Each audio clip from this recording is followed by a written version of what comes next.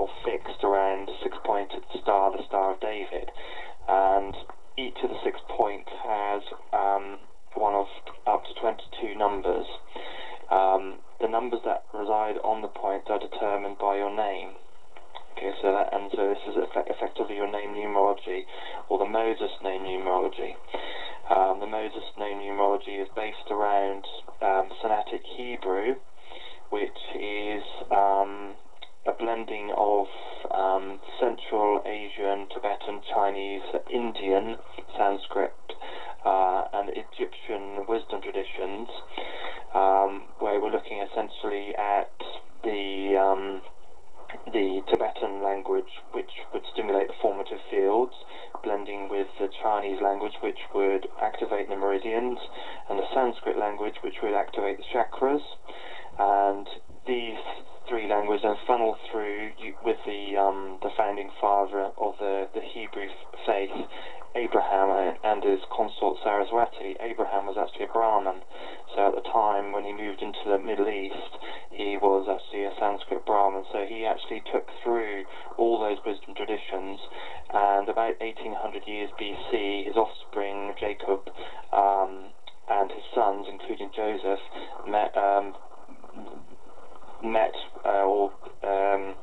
created a meeting with the Egyptians of the time, who were representing the black wisdom traditions of Africa.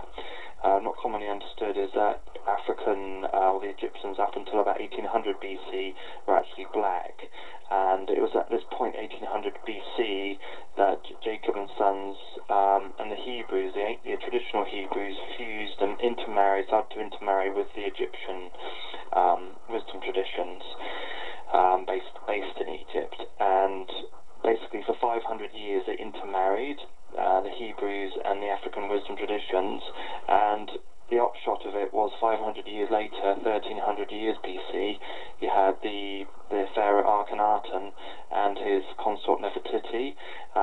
They were effectively the culmination of this 500 years of blending, and we had at that point the Exodus, and then Moses, as depicted in the Bible, is in actual fact the Pharaoh. Well, it wasn't that there were two individuals, and so he left Egypt and went to Midian, which is actually in Saudi Arabia, and crossing through Sinai and over through Nuweiba in northeast Sinai, and there's actually a land bridge that crosses, an underwater land bridge, which, subject to tidal forces at the time, speculated could have been the cause of the Red Sea parting. So the pursuing Egyptian army, who were basically it was Horem Heb, and who was really sort of fronting the anger of the priests who Akhenaten had challenged, were in chase, and they were drowned, and Moses went on to Jebel al-Lawz in Saudi Arabia, which is speculated to be the true Mount Sinai. Thereupon he received the Ten Commandments, and the Jewish tradition was set up. And essentially the whole point of this is that it's a new wisdom tradition, and this wisdom tradition created a new language, Semitic Hebrew. And Semitic Hebrew, and this is the numerology we work around, is perfectly interchangeable with the genetic alphabet. It's this, the beauty of it is it's just this blending of all these different wisdom traditions, including the black wisdom tradition of Africa. When tribal genetics are fused with, if you like, Atlantean man genetics, it creates a much safer language and a much firmer base for basically peaceful living on the planet.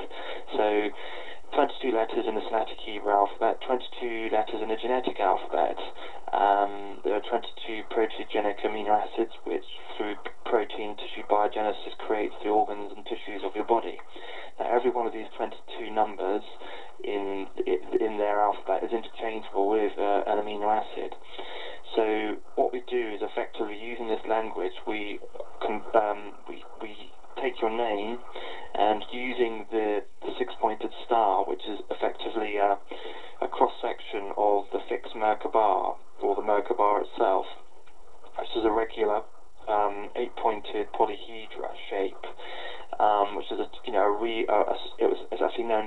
chariot in the Bible. It's actually an etheric structure that allows entry and exit into the universe in a process, something similar to a lock and key situation, where the Mer Ka Ba is the correct shape, which allows the entry of a soul, which is slightly different to the Mer Ka Ba.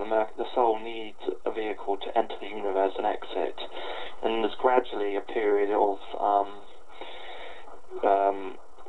learning experiences on the planet as we enter the universe, and we're all guided by higher dimensional script known as the Akashic Records, which is actually written in the same script as this Akashic Hebrew.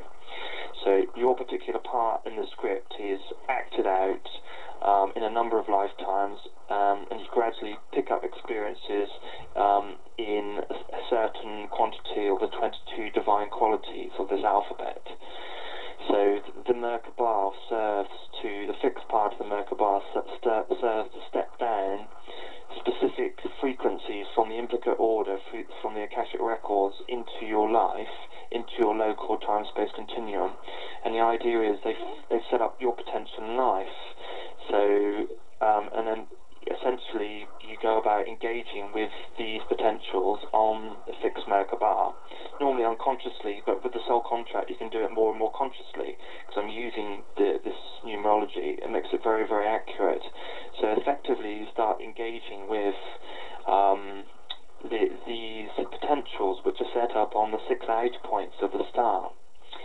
And in life, as we gradually gain experiences, what we're doing is reading off these points and internalizing them. The more successfully we're able to engage with our potentials, we actually begin to internalize and create imprints in the body itself. So what actually happens is that we begin to embody the qualities of our name at a biological level when they're fully fixed and integrated. So, and what that actually means in terms of the biochemical situation is that the protein and tissue biogenesis starts to get specialized in a certain package of amino acids, and this is where your diet comes in. So the star power amino acid diet is basically effectively a reflection of the soul contract numerology born out of your name, and this is the explanation of how it can be that people look like their names. Okay, so you've got quite an unusual name, but in actual fact, if you look at a selection of people who do actually have the same name, you'll see in their constitution that they have certain characteristics which are kind of replicable, and this is basically because they have a similar set of amino acids which are being emphasized, which will create a similar look. And so that's how that can be, and that's the explanation, and it's basically the explanation of how language and human biology work intimately together. And this is a language that allows human beings to articulate through the full potential of the body itself. And this is the most successful learning strategies in life are always body-centered. Steiner, Waldorf and Montessori, they're always encouraging the body-centered type of learning. And this is basically what this language is. This language effectively is the culmination of stepping down the source frequencies from the implicate order and gradually explicating them right the way through into the cells of the body.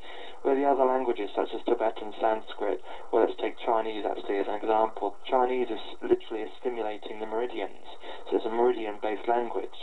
Sanskrit was stimulation of the chakras, and the Tibetans are stimulation of the formative fields and the mandalas. That's why mandalas are so significant to their culture.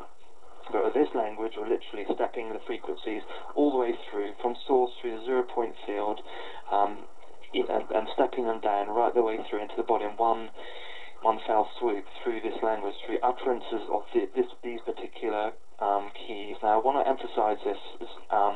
In the soul contract, you will get the pronunciations of these letters, and you have 7 particular letters with the soul contract. You have the 6 outer points, which are 6 numbers, and they have certain pronunciations. Number and letter are completely interchangeable in this language. So when you actually utter these keys, they are very, very powerful. They serve to conduct the requisite energies through into the tissues of your body, and they will literally infuse you with energy like nothing else. Okay, so when I go through the soul contract, you'll get these keys, and I can only encourage you to explore these keys and to work with them for at least 20 minutes to half an hour per day, and you will start to feel the benefits of doing that on a regular basis. They're very, very powerful. So I think that's much of the kind of background. The only other thing really to say is that the 6 points of the star each have associated qualities, or if you like, they can be kind of represented by the gears on a car. So you have the first point, which is the physical talent. For a woman, that's on a Tuesday. So you will have your Tuesday number and your Tuesday key. In the car analogy, this is gear number 1. Okay, so if you look at the Star of David, that's at that's the southerly point on the Star of David, the physical talents, and this downloads into the sacral chakra for a woman. Okay, so then you're moving on to the star turns after a period of time. Now in your case you had a name change, so it's probably going to be a little bit more accelerated than normal, but in a normal situation it turns over around 5 years. So for 5 years you work through the sacral chakra with your physical talents, and then the star will then turn and you'll work through into your physical goals. This is gear number 2. Okay, and the reading changes slightly to reflect the number on that point. So the number, it's like the gear changes, and then you have a different quality to process another point of the star effectively. So for you, the physical goals, which is gear number 2, is on a Sunday. So that's your Sunday reading, and the physical goals, and that's on the northwest point of the Star of David. So after a period of time, the star will turn again, and you'll get the physical karma, okay, which is gear number 3. Gear number 3 is at the northeast point of the star, and it loads for a woman into the heart chakra. Whereas with the physical goals, it's into the solar plexus chakra.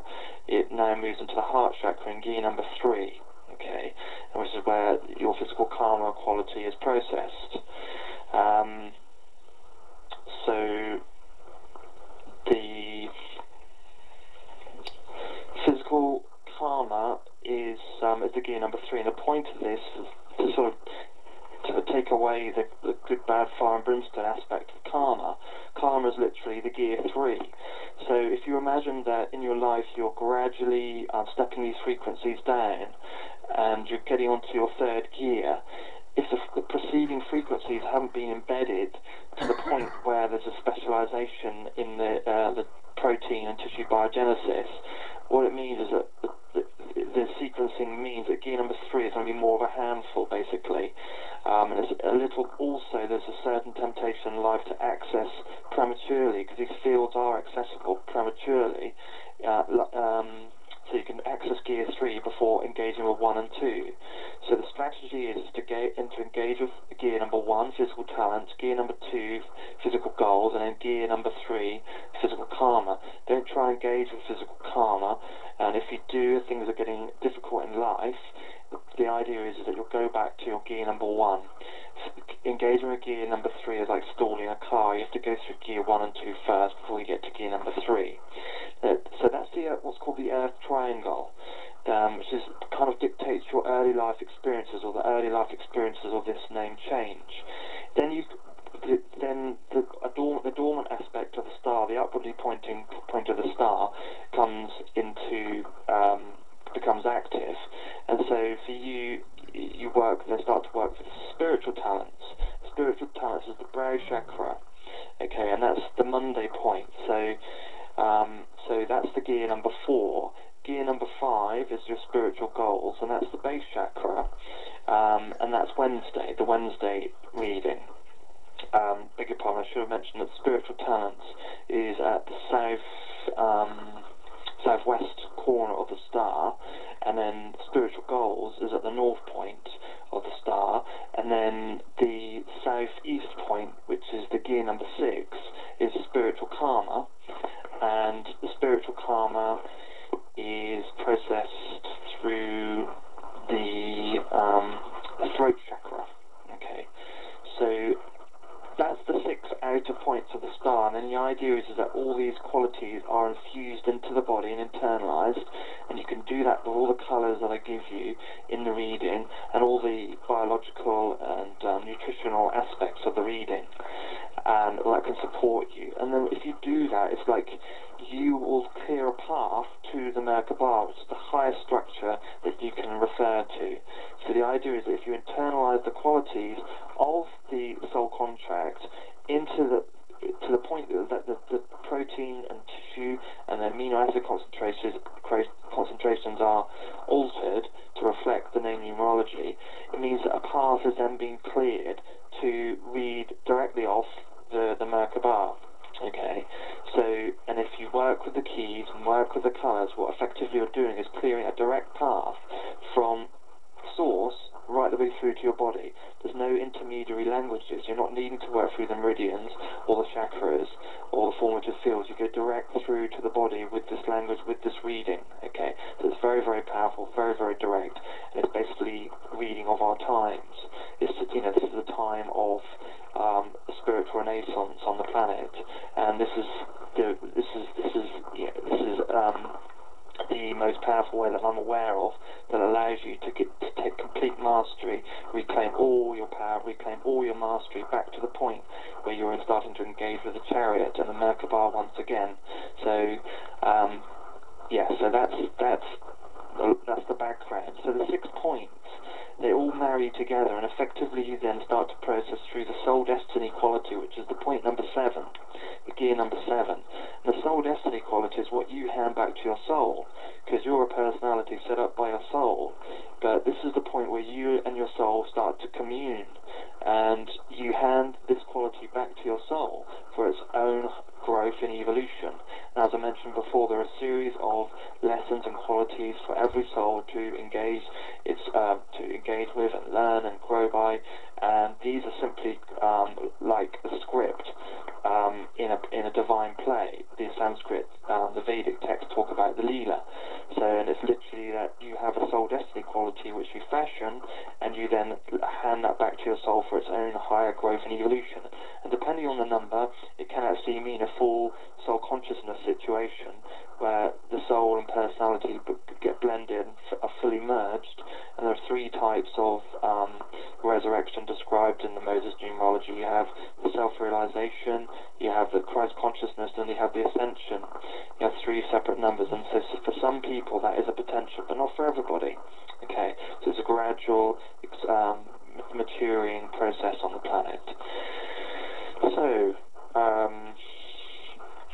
yeah, that's the dynamics of the star described. So now we're going to move on to your reading. It's Ellie Golding, live on Radio 1.